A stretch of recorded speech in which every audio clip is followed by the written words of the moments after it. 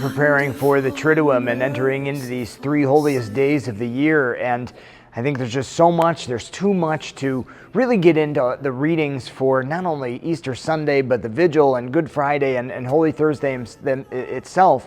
I think just to walk you through just some themes of my own heart and experience of these days and what the church calls us to.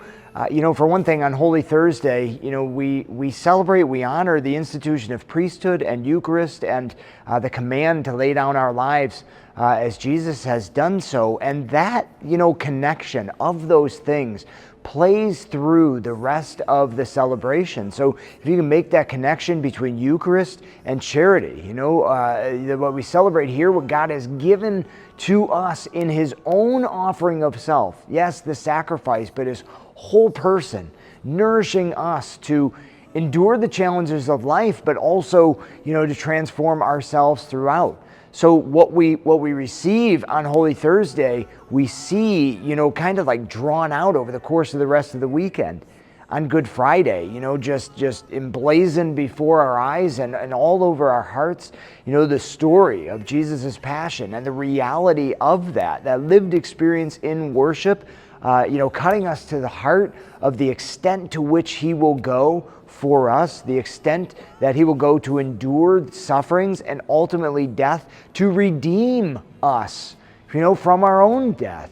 The power of that sacrifice and the depth of darkness that he entered into. So that carrying on through the Easter Vigil on Saturday, when we enter into all of these Old Testament readings, we see the places where God has been faithful to his people throughout, continuing to call deep into the heart of Israel, the heart of the church over the course of time, and finally breaking into the darkness of the world, breaking into the darkness of our own hearts. It's such a powerful celebration on that night of light breaking into darkness, and ultimately, the freedom that comes from those who are slaves and captive to sin in their lives as we initiate those to be baptized and brought into full communion with the church.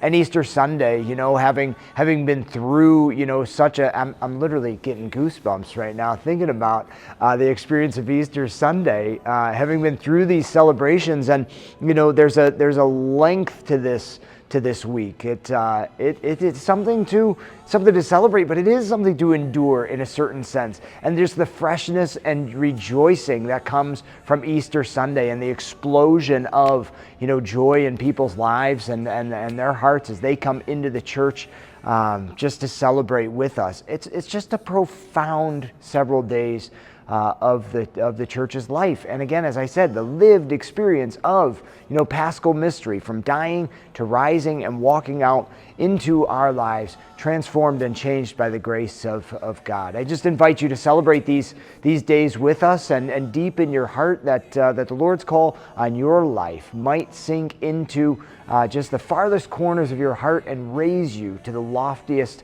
heights of heaven as we celebrate Easter.